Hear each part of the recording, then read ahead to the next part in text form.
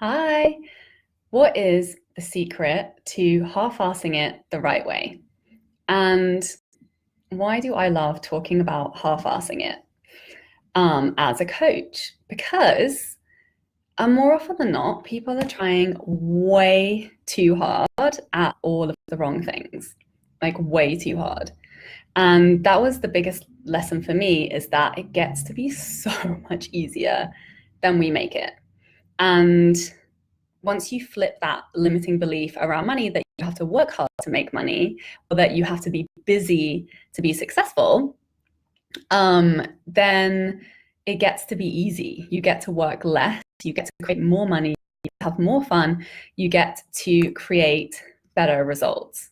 So I love to talk about half-assing, especially with clients, especially with women, because we're very much conditioned to be perfect. And perfectionism, especially if you are a type A person like me, who's a massive action taker, who loves to do all of the things and, is very passionate about many, many different things, then it can become very exhausting to be trying to do all the things. And what normally happens when you try to be good at all the things, do all the strategies, do all the tasks in your business and your career, have many different careers, have many different passion projects, is it ends up being really, really exhausting, really crippling, and you actually end up not creating that much success because of that.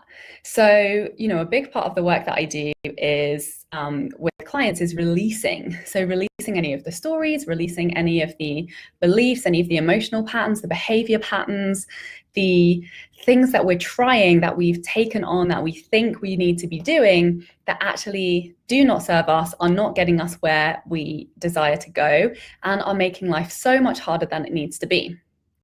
So please consider this your permission to half-ass it. Give yourself permission to not be a perfectionist, to not be the very, very, very, very best, to not be the person who does all of the things, is, the perfect this, the perfect that, the perfect mother, the perfect girlfriend, the perfect businesswoman, the saver of the planet. Because more often than not, that is really your fear, and that is your ego telling you that, you need to work harder, you need to try better, and actually it's really keeping you small, it's keeping you in self-sabotage, it's stopping you from actually taking those big needle forward activities that would actually create more results and more impact, where you would have more fun, you would have a more simple and free and fulfilling life. So that's the reason why you're exhausted, is because you're resisting the success, you're resisting the result, you're resisting the next level that you really desire to create. And you're also resisting it being easy, because actually when you come into alignment, then it gets easier. When you actually acknowledge the direction that you want to be going in, that that is really meant for you, that's aligned, that is a genuine desire for you, then actually those are the things that are easiest to do. So we're very much conditioned to be doing the hard thing, and for us to be able to make money or have a relationship or have like a hobby or health or any of those types of things, there's so much conversation and narrative around with us having to do it the hard way, of us having to push, of us having to sacrifice.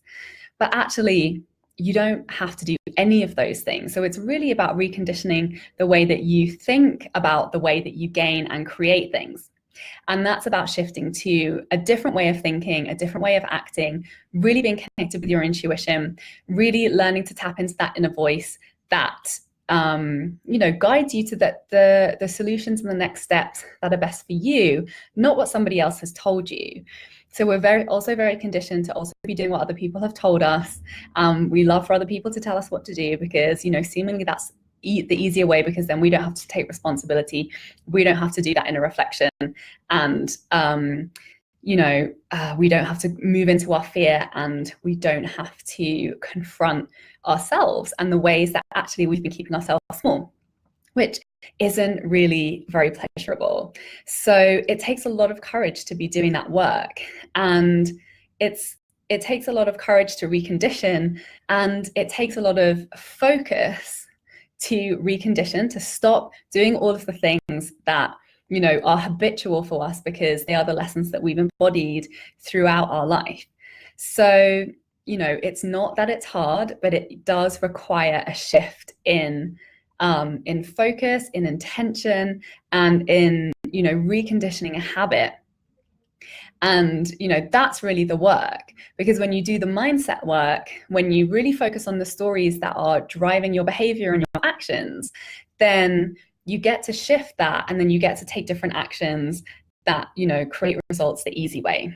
And, you know, that's been a really big lesson for me, because I used to be one of those people that, you know, I mean, I suffered a massive burnout and, you know, worked so much, did so many different projects, and burnt the candle at both ends, and wanted to do all the things, and, you know, was the FOMO queen, all the traveling, all the parties, all the, you know, all the work, all, like, everything. And obviously that wasn't really doing it for me. It wasn't leading me to well-being. It wasn't creating a vibrant life for me. And I knew that deep down, but I wasn't listening because I was too darn busy and exhausted. So, you know, it really took that slowing down for me to actually be able to listen when my body forced me to do that. So, and then, you know, gradually I got to let go of it being difficult, and I got to let go of all of the ways in which I was making it harder than it needed to be. And then I've got to reapply those lessons over and over again, both in my physical health, my mental health, my career, my finances, and my business. And I'm consistently tweaking. You know, when you rewrite those stories and you recreate what is true for you, and the whatever it is that's, you know, the driving, like, foundational beliefs that you make your decisions on, that you take actions on, then we get to completely shift all of these little shifts so that we create so much more ease, so much more fulfillment, so much satisfaction. And it, you know, that's really what I support my clients to do, is to transition to a life that's really fulfilling for them. And it's not, you know, it can be one giant leap, but more often than not, it's all of these small tweaks where you become more and more aware of what it is that's going to be better for you, that's going to light you up, that's going to bring you more energy, that's going to bring you more space and freedom and fulfillment. And really recognizing and listening to yourself, because the answers are always there. We've just got really good at drowning them out, really good at ignoring them, really good at reconditioning ourselves to believe in a different, more socially acceptable and normative narrative around what's possible for us and around who we are as individuals and our identities. So it's really, you know, it's so important to be unpacking these beliefs that we carry around with us, and to constantly be shifting and tweaking, to let go and to release all of those old ways of being that are not serving us, and to be shifting to the things that are more aligned, more fulfilled, and more fulfilling, and more of an authentic reflection as to who we are, because that's how we create ease. You know, it's not by slacking off, it's not by not doing the work, it's by making different choices, because it's the choices that we make that create ease or difficulty in our life. And